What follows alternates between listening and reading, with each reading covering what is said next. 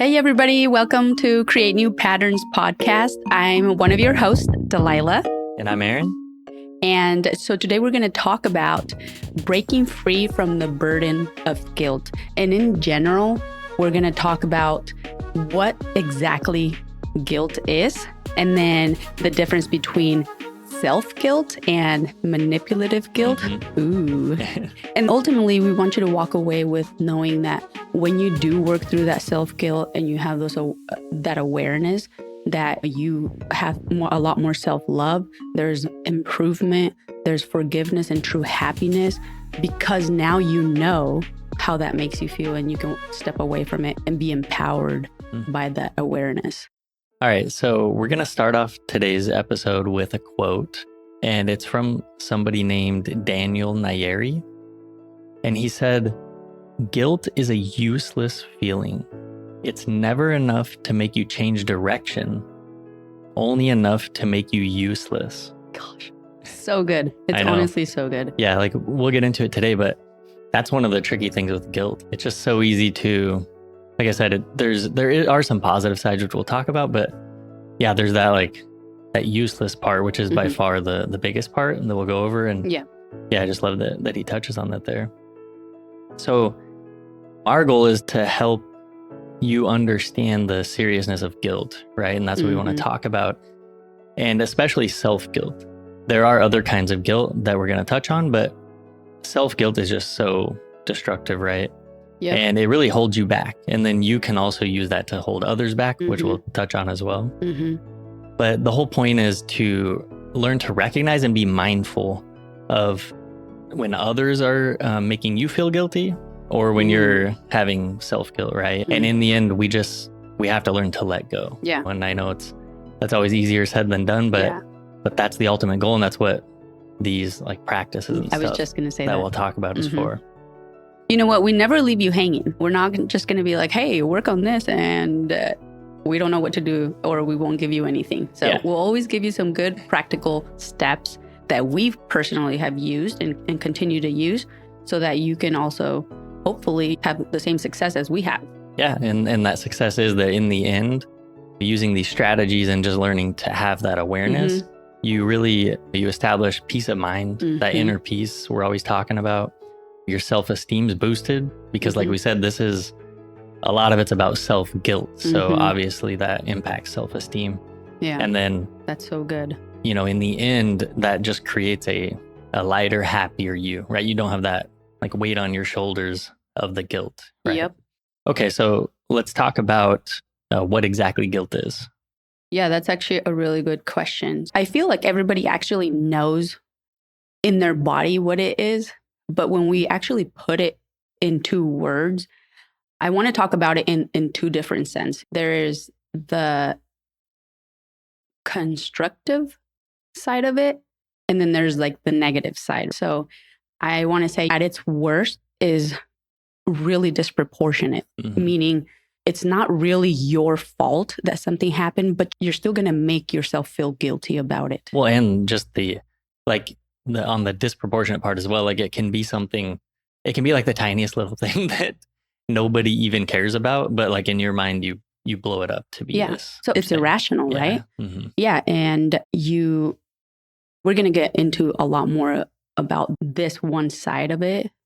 But on the constructive side, it reminds you that you can do better in the future. It's almost like a little nudge from your intuition almost, I want to say, that it says, hey, you overstepped your own boundaries. Yeah. So let's pull it back up and fix what you think you did wrong, and analyze it, work through it, and let go of it, but learn from that lesson. Yeah, I was going to say that. I think that's the big key that we'll talk about is the constructive part comes when you have a strategy of letting go, ultimately. So you can learn the lesson, but then you're able to move on in a healthy manner. And that's really hard.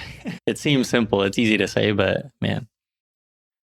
So on the topic of guilt, a recent thing that came up with me that I wanted to talk about, just because we're touching on the at its worst and then that constructive side, it's really good talking about that constructive aspect, right? It's not always things that are at their worst, right? We can get some good things out of that. But for me personally, at least, I've realized in my life that it's usually my guilt that I feel is driven by messed up conditioning from my past. That's a really good point. Yeah. There can be, I'll touch on a story today, which kind of touches on that. But one thing, as far as just like disproportionate or even just unreasonable or like irrational, like you said, that level of guilt.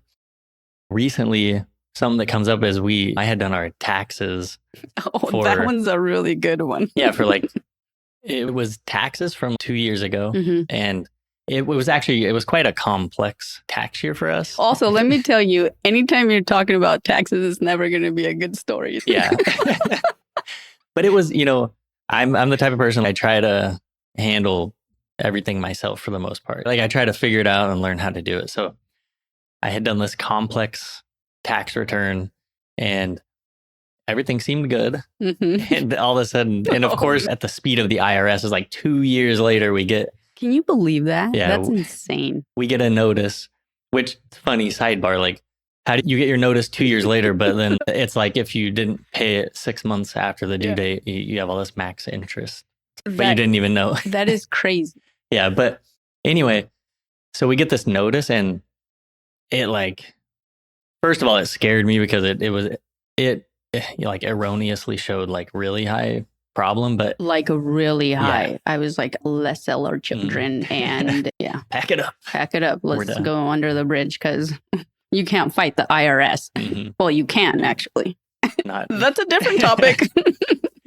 But anyways, but it ended up in the end, there still was a mistake that I had made. And that was like, it was such a pain. And it wasn't necessarily like a massive financial strain for us, but it just, to the point of this like disproportionate and irrational, it like hit me really heavy. Like I felt really guilty about messing up on that. And it took me a little while to process that because I had to sit with like why it bothered me so much, all this stuff. It comes why back did it bother you? I was going to say the perfectionist mindset, which we've talked about in other episodes. That's a way that you hold yourself back. Well, right? I also want to add something that I think it's an observation. I could be wrong. It has happened.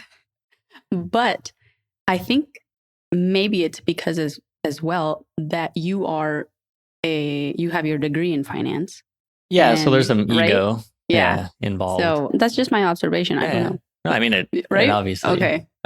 It'd be worse for you if you made a graphic design. I don't make it. I don't. I just don't. I'm just kidding.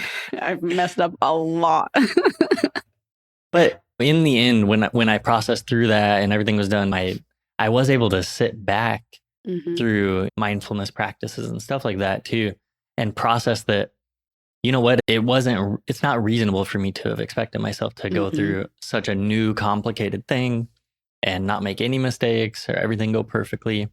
And then also that learning that I can do better in the future. So like I can take away things I've learned from that. Constructive side of it. Because like I said, there was new stuff regarding the business and stuff like that. That's right. It was for our business, not personal. Okay. Well, they're mixed together. Yeah. But the point is, in the end, I realized, you know what, this is going to help me for future ones. Now I know not to forget about this or whatever, that had happened. And so that's where it can be constructive, even though it's, like I said, at its worst, it's painful. And I think the reason we're doing this episode, though, is a lot of people get bogged down and stuck with that guilt. Yeah. Literally it could be years, decades. Some people, their whole lives, they're feeling guilty. So like when you can let go and move on, that's when you can have that positive outcome. It can make you better off, right? Like we said, you can work on stuff and come out a stronger, better person. But it's almost like if you don't work through this small feeling of guilt, then you're not going to do it next time. And then you're not going to do it next time. And then it just starts piling up to the point where you might not even realize that you are carrying a big load of guilt on your shoulders, right? Yeah. And this is actually why we're talking about it today, because we want you to be able to catch it at the front end of the thing, of that feeling. That way you can start becoming a lot more aware, because you don't want it to pile up pile up like it has for us in so many ways, right? So it's just like, oh, okay. That makes total sense though when we talk about it. When you say, yeah, just deal with it right now as we go, instead of being like, if you're a procrastinator like me, I just wait till one big pile and then I deal with everything, right? But you and I have found out that it's just a lot better to go and deal with it as you're going through life. Yeah, it's healthier. Yeah. And there are other ways. Like a lot of times things people run into is like setting goals and not doing them. Ooh, right? That's a good one. I know you had an example. Yeah, about 100%. that. So I know that yours was a little bit more deeper, but mine really start very small. For example, I want to go to the gym, or actually a better one is I always want to wake up early in the mornings, like earlier than most people do, right? Like I want to be a 6 a.m. person who wakes up that early. But for some reason, I'm just not that type of person. I need like 9-10 hours of sleep every night. And when I don't, when I set myself that goal, right? Like at night, I promise you, I do this every night. I'm going to do this. I'm going to wake up tomorrow at 6 a.m. And I put my alarms and it just doesn't happen. And I've been feeling lately that I need to really work through that because it's starting to really add up. And it's such a little thing. For those of you who are listening out there, you're probably like, really? When you wake up, that's your guilt? I know there's huge other reasons to be guilty and deeper reasons, but it starts so small for me. But I was going to say, people might have or will have big reasons, but it's important because guilt can become like a habit and a mindset. So you can't, it does start with the little things. If you're beating yourself up for stuff all day long, then you're naturally going to beat yourself up for everything that happens. If you can't win those small battles, you're not going to win big battles. You have to start there.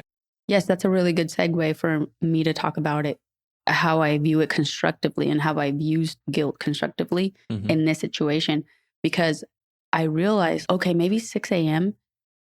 isn't my goal. Maybe my goal is 8:30 since I wake up at 10:30 or you know what I mean? Yeah. And so feeling that guilt, and if you are aware of it, you can use it constructively. Now it's telling me, hey, yes, we're feeling guilty, but let's use it in a positive way to maybe adjust, right?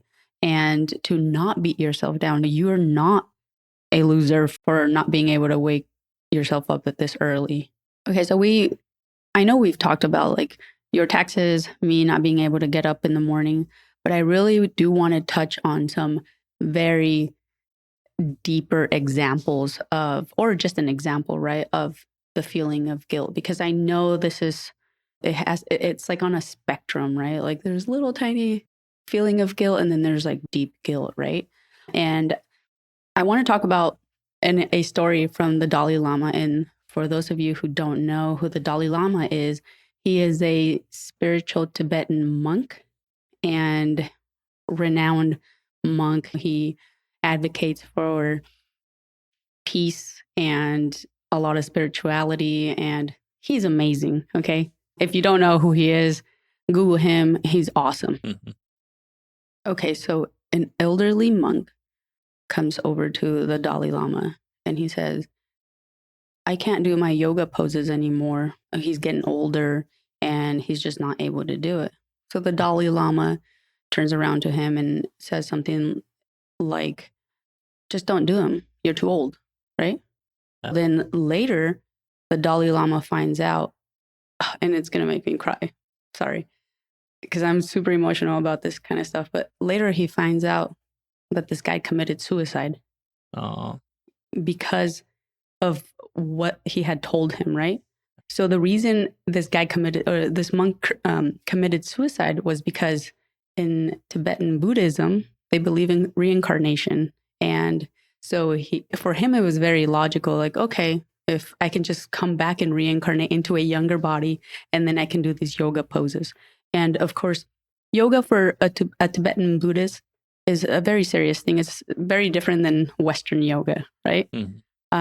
So I want to read to you guys what he said, because somebody asked him, how did you ever get over this feeling of guilt, of remorse, because that's what he felt, right? The Dalai Lama felt like he was the reason why this guy had taken his own life. Yeah. And it was just a heavy burden for him. And it was unintentional, of course, but nonetheless, the guilt was there, right?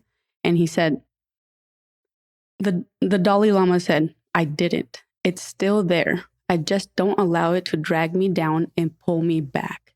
I realized that being dragged down or held back by it would be to no one's benefit, not mine or anybody else's. So I go forward and I do the best that I can. Wow.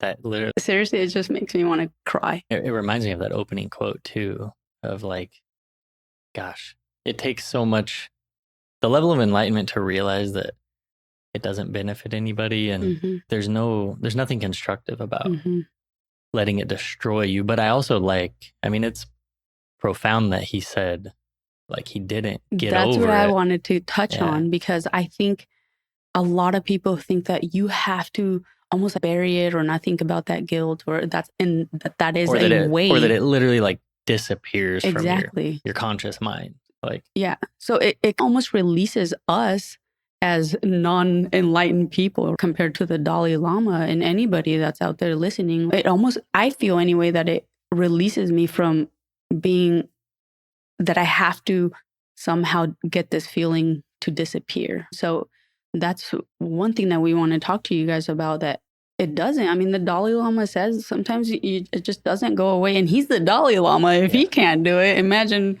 let alone us, right? So it's a really good lesson to learn and take with us and say, hey, it's okay if we feel this way. Just don't let it drag me down. Yeah, so really anyways, good. I wanted to share this. Sorry, I got a little emotional. I'm an emotional kind of girl. So next, we want to talk about the difference between self-guilt and manipulative guilt. If you remember in the introduction, we mentioned that there are different types of guilt, and we really wanted to distinguish between these two because they, like, honestly, the way I even really got exposed to manipulative guilt is realizing that I was doing it, right? And so many of us. Oh, so me telling you didn't make you realize it? It's tricky. No, honestly, I'm going to show some examples. Yeah, but that's good. The way we subtly manipulate others by making them feel guilty is like, it's not good. Yeah, honestly. And I think, and that's actually a really good point, because everybody knows how you manipulate someone. So that's not really what we're talking about. We're talking about more of the subtleness of manipulation just like through guilt. Day-to-day relationship stuff, which is some of what I'll touch on. But to start with, self-guilt. So self-guilt is more when you're violating your own standards. Like you talked about, there's like ethics and principles, and even just like you said, if I've set a standard for myself as a finance person to not screw up my taxes, then I'm setting myself up to feel some self-guilt when I make a mistake. So it's kind of like that, an internal alarm bell, right?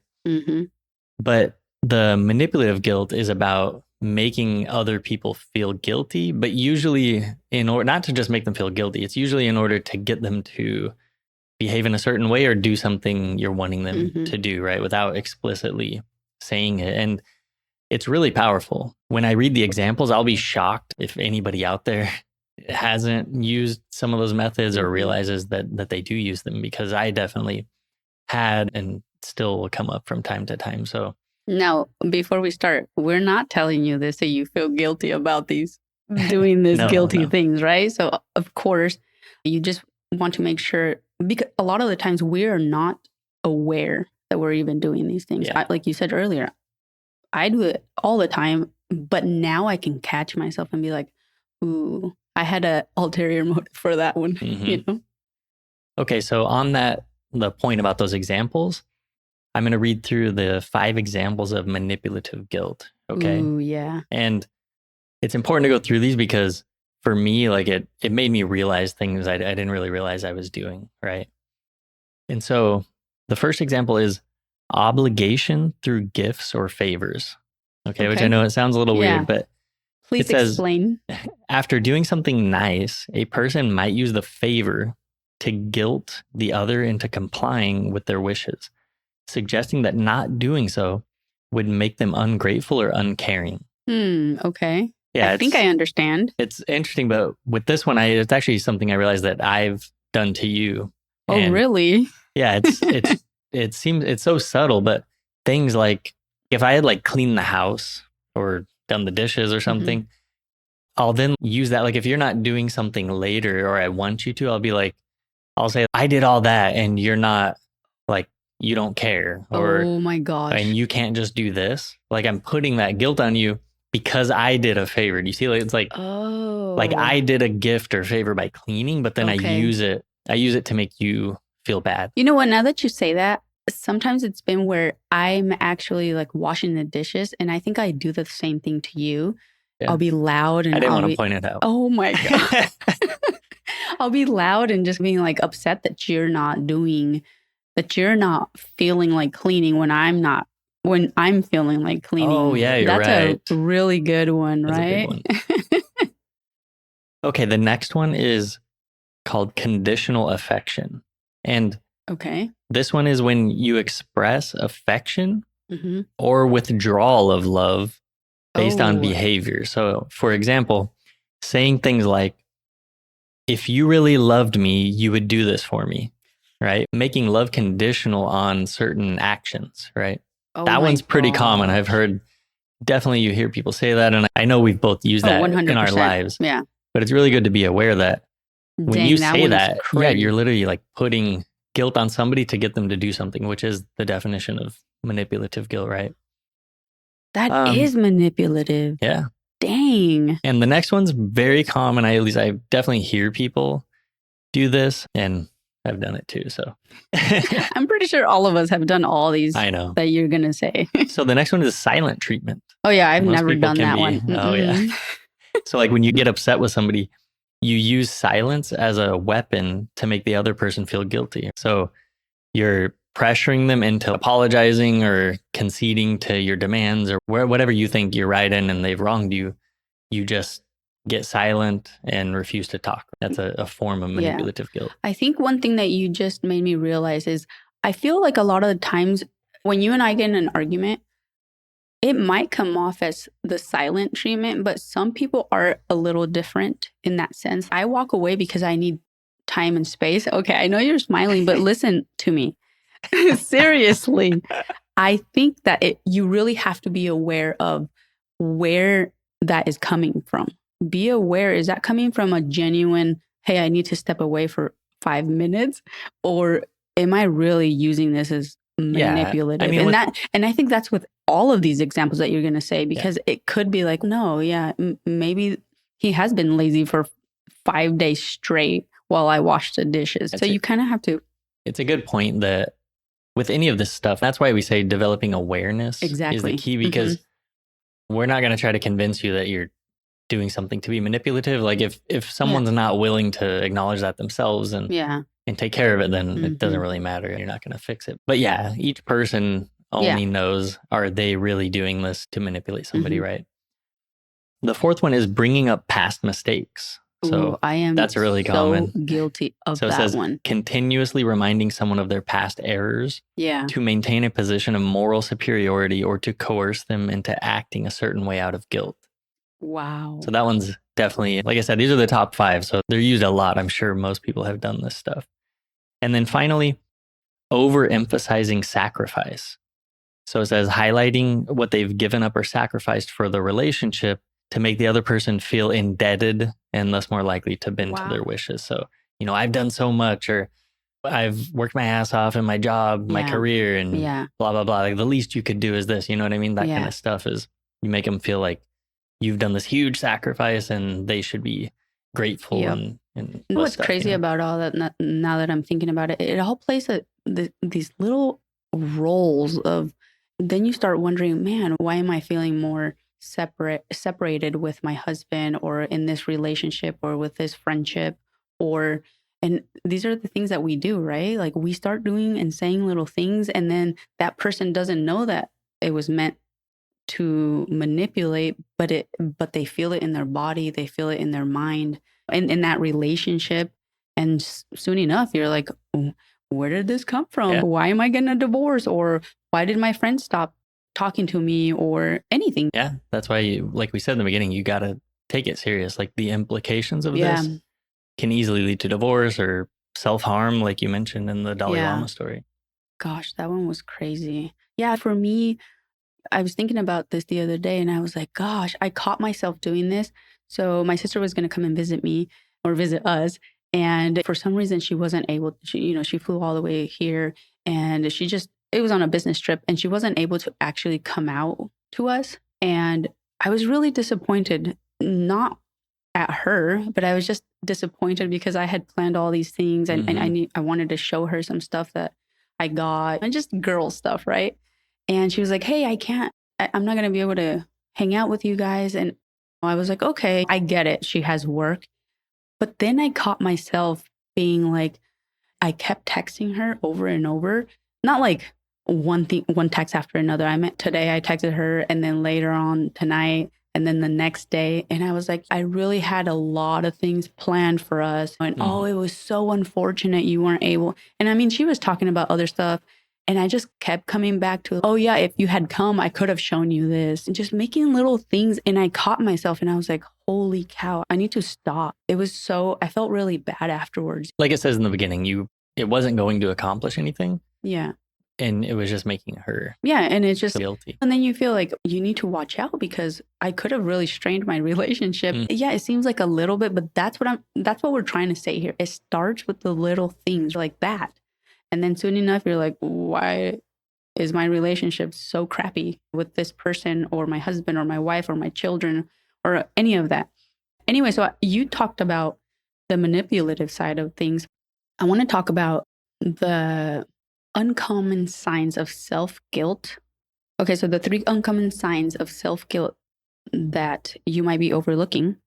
One of them is, and I want to read this because it's easier.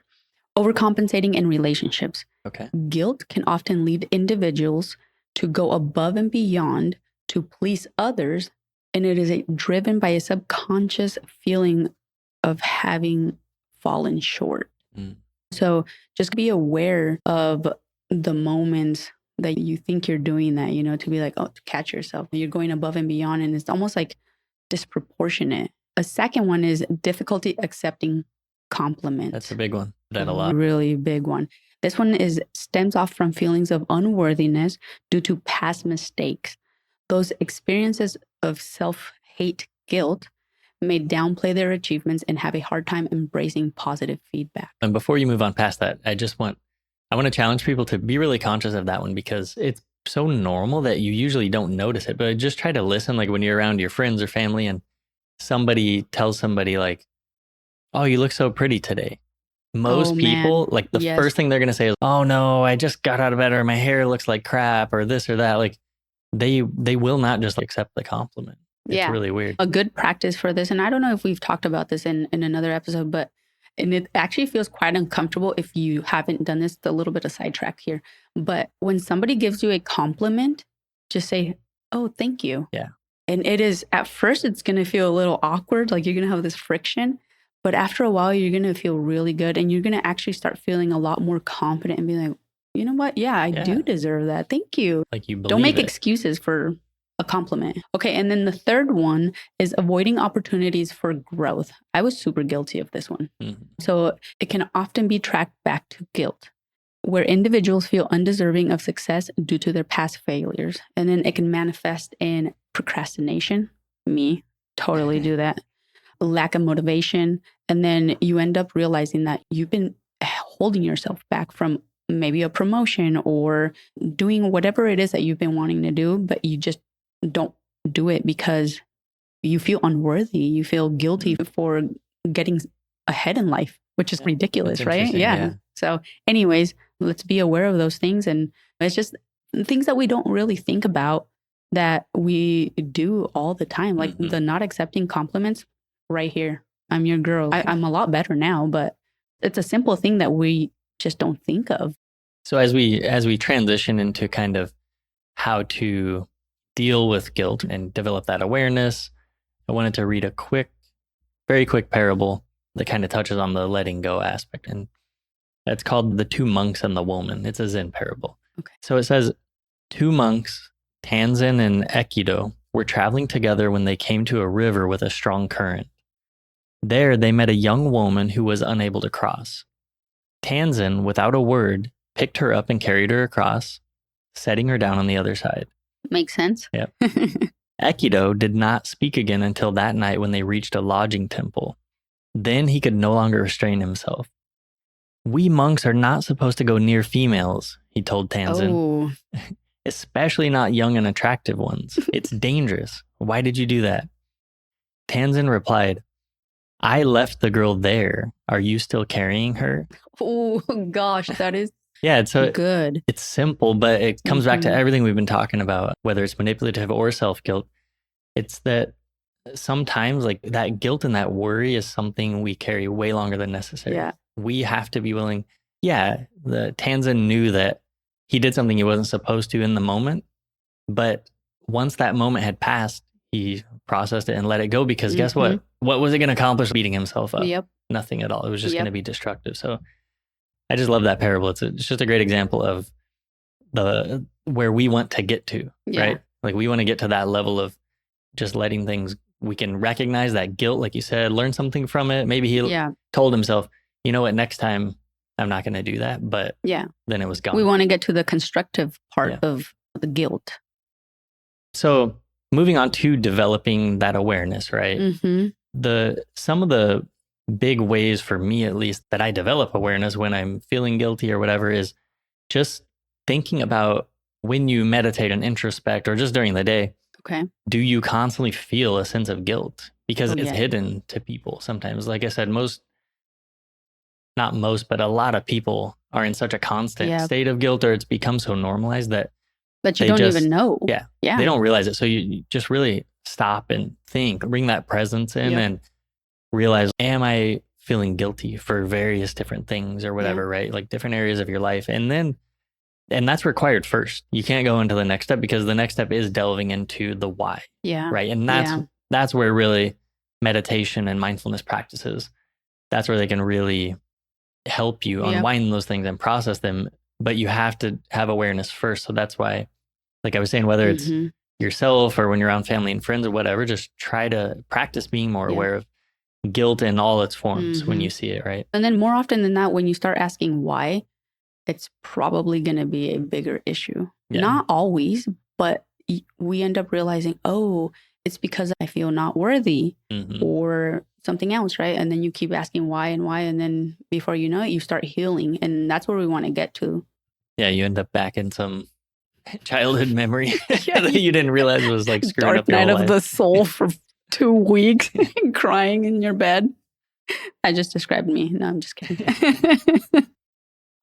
Some of the ways that I have developed some awareness is one, I ask the question, am I feeling guilty beyond my control? Like that irrational guilt. Like there like you were saying with your taxes, right? Like you to some extent you can control when you're doing your taxes, but to another extent you just can't. It's out of your hands, right? Yeah. Mhm. And then another thing that I do is I start asking myself, is this feeling, whether I recognize if it's guilt just yet, is it productive? Mhm. Right? And usually when you realize that it's not productive, Which is most of the time. Yeah. exactly, then you start realizing, okay, it makes me feel negative. So what is this negative emotion? So then it might not end up being guilt, but a lot of the times it is.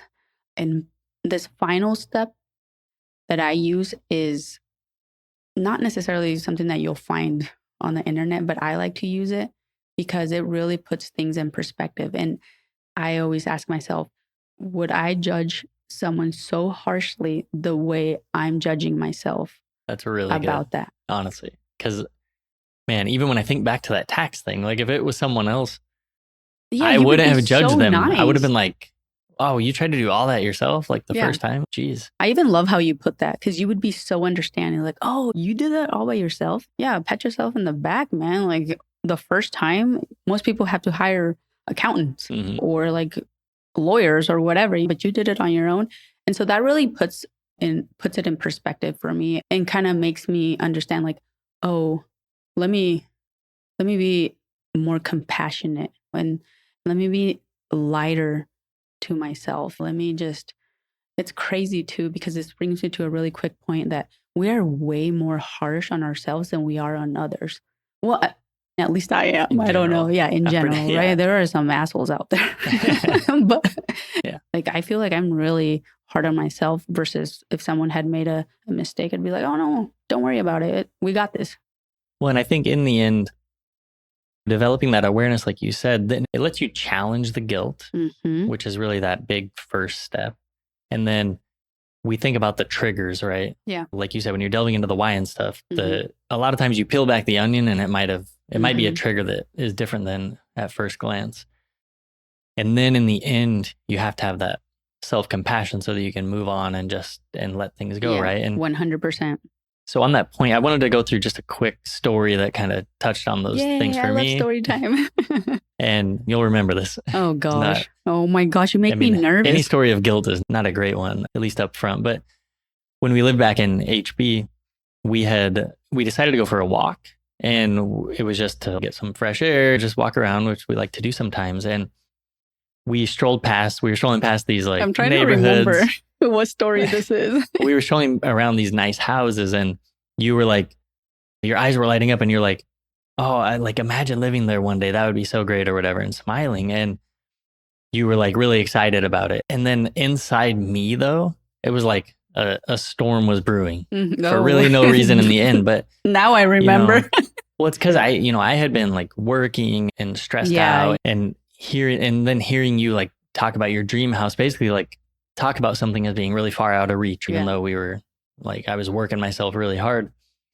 And I was just like, how can we even think about that right now? Yeah. Like we're nowhere near being able to afford that. Yeah. And that's what I said to you and snapped at you, and you were hurt. Like you were obviously like it killed your excitement.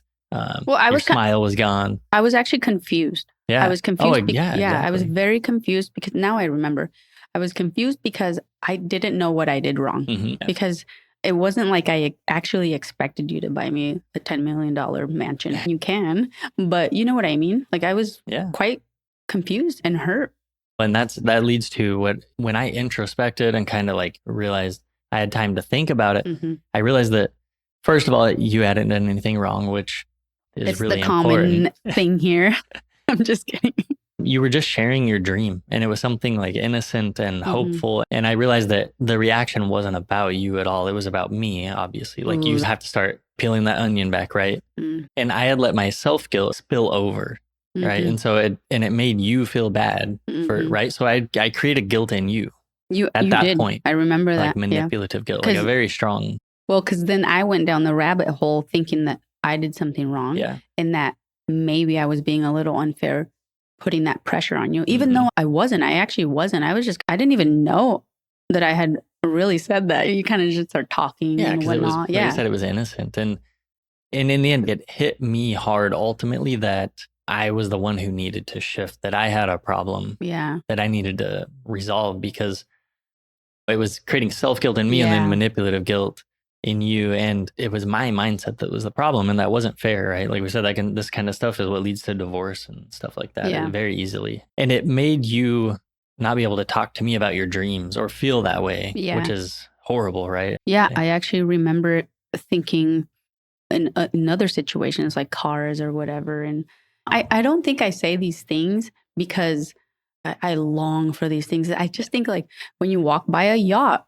you know, you kind of like, damn, I wish I had that, right? Like it's not like I'm actually expecting you, but it's just more like, hey, this is cool. I wish I had that. But I don't really care if I had those things or not. It's just cool. But I kind of started holding back is what I wanted to come back to. That's holding back the comments. And then and that's what manipulative guilt is, right? Yeah. I was forcing you to change your behavior by making you feel guilty. And so in the end, though, I learned to accept myself with love for where I am now in life, because that's what was triggering me was like you dreaming of something we couldn't have yet was I was putting like a big burden of guilt on myself for not having achieved that yet, right? Yeah. And so that was my trigger. I talked about identifying the trigger.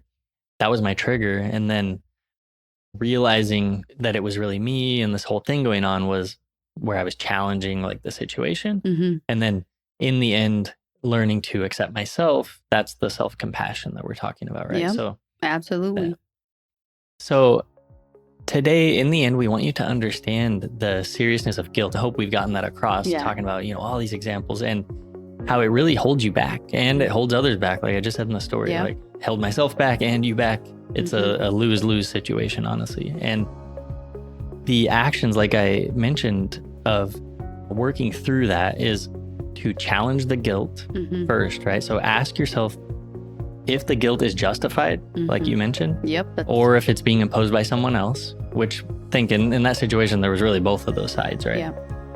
And then the second thing you need to do is identify what is triggering you and setting off. Yeah, so, that's a good one. Yeah, for me, it's being aware that when you say stuff like that, it's a potential trigger for me, and that helps me then be able to delve into the why. And then in the end, the final step is once you know you've challenged it, and whether it's justified, you've identified the triggers, then you need to practice self-compassion. So that's my favorite, honestly, because it really does help you release that burden on you and being like, oh my gosh, I can breathe. I'm not a perfect human. I make mistakes, and it actually takes you to the step where you can use guilt in a constructive way. Yeah. So in the end, if you practice these steps, really understand the seriousness first, develop that awareness, and then learn to challenge, identify the triggers, and then practice self-compassion. When you learn to do that, you learn to let go of unnecessary guilt, like we've been talking about. And that helps you make room for self-improvement, self-love, forgiveness, true happiness. And then in the end, you regain your power because you're not letting other people manipulate. Yeah. Oh, that's so like good. In your case, you regain your power to actually say what's on your mind. Exactly. Right, in that story. Because you're not feeling manipulated. I just think it's so important for people to take this seriously and work through that stuff. All right, so we're going to close this episode with the Dalai Lama, since I said that amazing story about him. But he says, the correct expression instead of feeling guilty should be that of remorse and intelligent regret, deciding to do things different.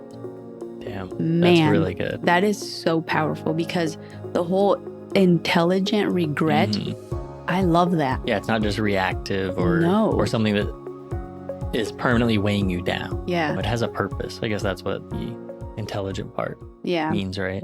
Okay, that wraps up today's episode. Thank you so much, everyone, for spending your time with us today. We really hope that our experiences and our thoughts have helped you in your own journey to overcome the not so positive things in life and come closer to finding happiness. We would really appreciate your support by following us today and sharing this with a friend. So please do. And we also value your feedback. So please make sure to visit our website at createnewpatterns.com, sign up for our newsletter, and follow us on Instagram at createnewpatterns.evolve. And as always, keep pushing to create positive patterns in your life. Until next time. Bye.